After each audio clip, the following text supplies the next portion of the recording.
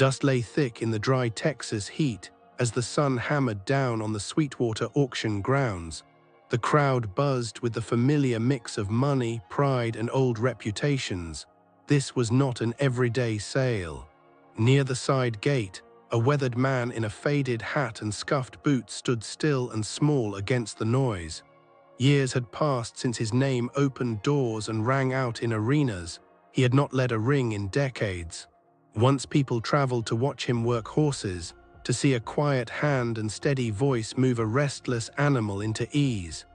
Now he kept to the edges, a background figure who did the unseen chores, who fixed fences and patched saddles while the world moved on without him. But today something in the air told him that ordinary was gone. In the center of the yard stood Thunder Ray, a powerful stallion whose coat flashed like varnished mahogany whenever the sun hit him right. He was the evening's headliner. The horse came from a line people spoke of in low, reverent tones. His build and stance announced breeding and purpose. His bloodline was meant for work and wins. Behind the horse, grinning like he owned the place, was Clifford Kennedy, larger than the room in attitude and in bank accounts. He wore a clean white shirt and boots so polished they could have been used as mirrors. Clifford thrived on attention and control. He wanted things to be seen and admired, and he hated reminders that some things refused to be controlled. He swaggered toward the animal with the casual air of a man buying not a horse but an image. He laughed and clapped once across Thunder Ray's neck. The slap was not hard enough to bruise, but it snapped loudly in the dry air like a gunshot. Talk fell away, cameras focused. The crowd leaned in. Thunder Ray did not bolt, did not rear, did not panic. He turned his head and fixed Clifford with a look that was calm and oddly deep, a stare that felt older than the horse's years. It was a tension that moved through the crowd like a chill. A man in the buyer's section tightened his jaw and watched with an expression of memory. He had glimpsed that same look in another horse long ago. He glanced to the rail where the older man stood and felt a thread of the past tug loose. Clifford laughed uneasily and stepped back, attempting to smooth the moment with bravado. He muttered to anyone who would listen. The horse stepped once toward the man, a small, deliberate movement that carried weight. The audience shifted. Cameras clicked as if to capture something they did not fully understand. An invisible line had been crossed between animal and man, and in that line the old man's history began to stir. The older man could not look away. Thunder Ray lowered his head a fraction but kept his gaze locked on Clifford. It was not the startled look of a frightened animal, but something colder and very deliberate. For a second, the old man felt something tighten in his chest, a recognition that landed like a blow. He had seen that exact intensity once before, decades ago, in a different set of eyes under a violent sky, right before everything ruptured. Winona Hale, who managed the facility and knew horses better than most people knew their own kin, stood frozen at the fence. She had trained temperamental studs and broken stubborn colts, yet nothing in her years explained the restraint Thunder Ray showed. He did not neigh, stamp, or snort. He stood like a patient judge, as if reading the man who had struck him and deciding a response.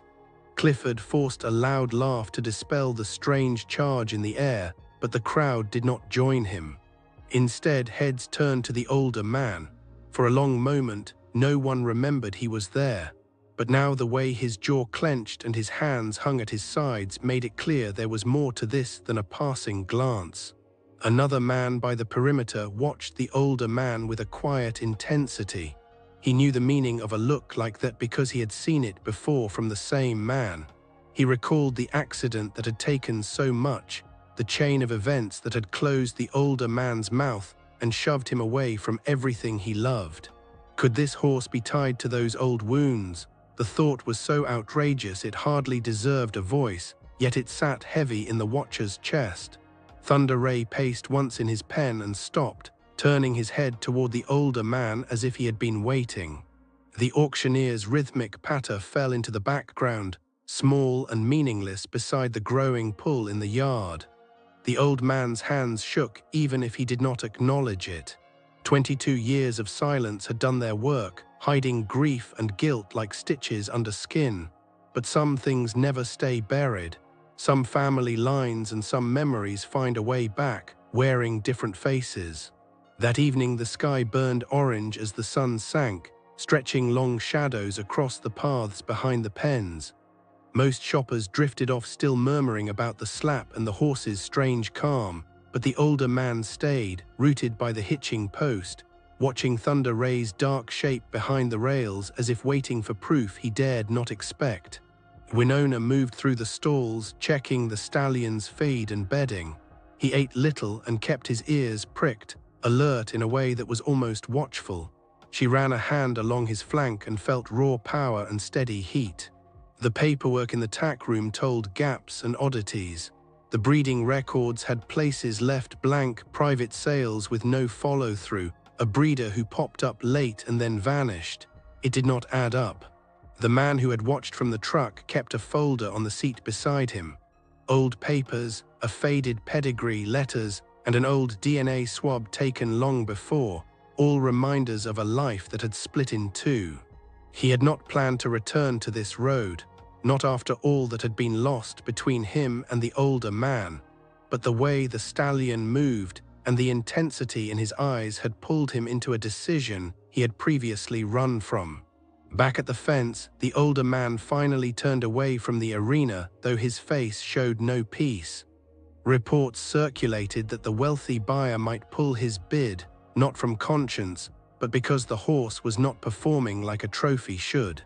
Clifford's people whispered that the stallion was too cool, too calculating.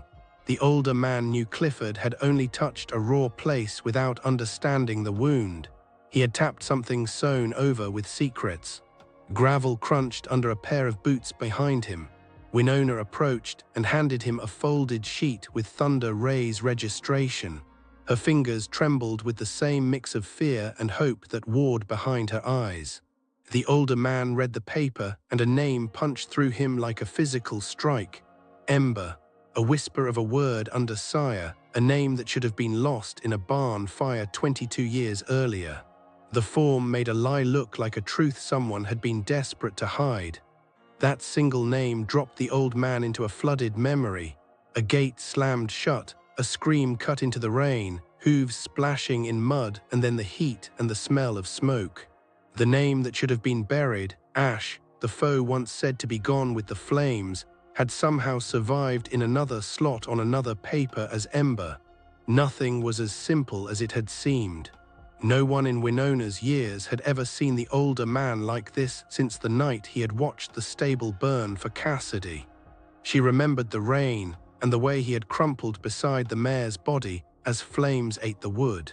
The town never pointed fingers directly, but everyone knew the weight of blame the older man carried. After the service, he had walked away from everything that had been his livelihood and his joy, and disappeared into the hills like a presence rather than a man. And yet here he stood facing a horse with a look that opened old wounds. The watcher at the fence had read Thunder Ray's listing when the horse first appeared on the catalogue. It had oddities in the family tree and gaps that made him uneasy. Private sellers and late registrations, names that did not match public records, a convenient blank here and there. His gut gnawed at him with a dangerous thought. Someone had protected a bloodline in secret, raised a foe away from prying eyes, and then let him slip back into the world as a prize with a new name. Thunder Ray's motions slowed until he stood square, calm, and almost expectant. The auctioneer's voice became part of the weather, just noise among insects and hot wind. The old man's breathing hitched, unremarked to the world, but a thunder inside his chest. 22 years could not erase the sensation of being in the presence of something that had been taken from him and returned like a puzzle piece that should not fit.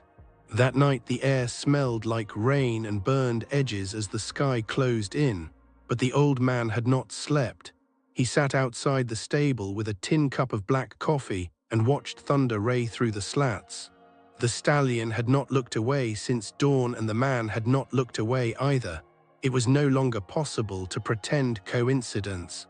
The connection between them felt almost like blood. A gate squealed and someone approached slowly across the yard. The man who had once been closest to the older man carried a small sealed envelope. He had been absent from the friendship for years and had been carrying guilt like a stone in his chest. He said nothing for a long breath, then admitted without flourish that after the fire he had returned alone and heard faint life in the wreckage. There had been a foe deep beneath a beam, burned and coughing. He had panicked because the two men were not speaking then and because the older man had been broken.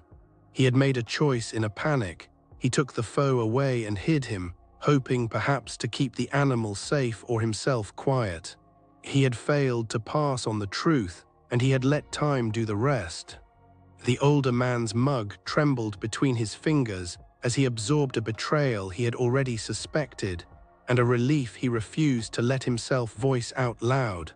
The man produced vet records and a DNA sample in the envelope. He did not ask for forgiveness. He could not. He had kept a secret that had allowed the older man to grieve without knowing who to blame. The older man stared at the one who had once been his friend, at a gap in time that neither could repair by words alone.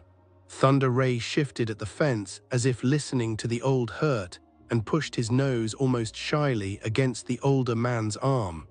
The contact sparked a memory and a recognition as raw as any cut. The old man understood in that instant that this was no stranger, but a living echo of a past life. The next morning, sky pressed low and heavy.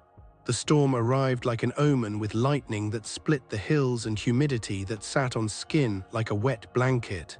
The older man had not slept again. He watched the stallion with eyes that felt both new and ancient. This was not chance. It was inheritance and fate braided together.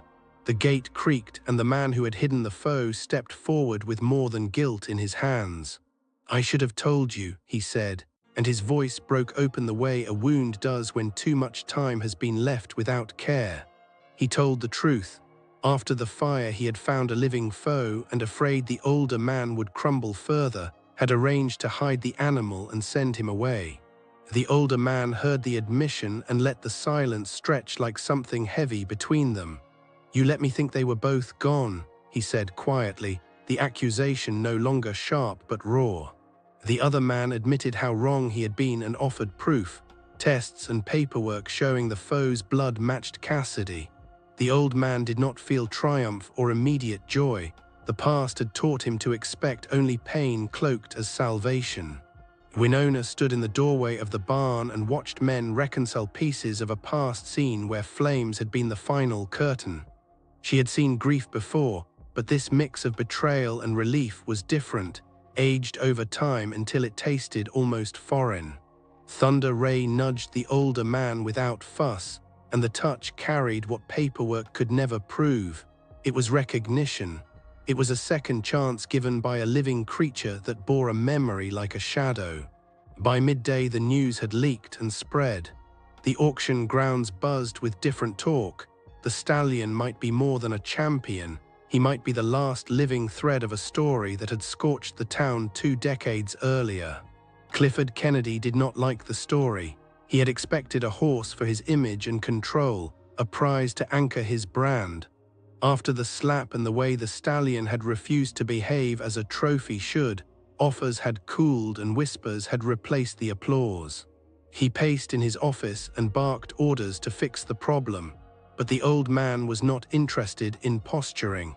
He brushed Thunder Ray with a steady hand and thought of a vow made long ago that had been broken in smoke and panic. This time the choice was not for an audience. This time it was to protect. Winona warned that legal trouble could arrive. If Clifford could prove ownership through registration and the auction catalogue, he might force a different outcome in a courtroom rather than in a yard. The older man looked toward the man who had kept the secret and then away, thinking of how quickly paper can stand between right and someone's idea of property. The hidden keeper had an old DNA swab and the records needed. He promised he would have the lab run the tests himself and get results that left no doubt. If the truth came down to law, then law would have to answer to the facts. 3 days later, the sky seemed colder. The storm had passed, but the air felt tighter, like a room where a decision waited.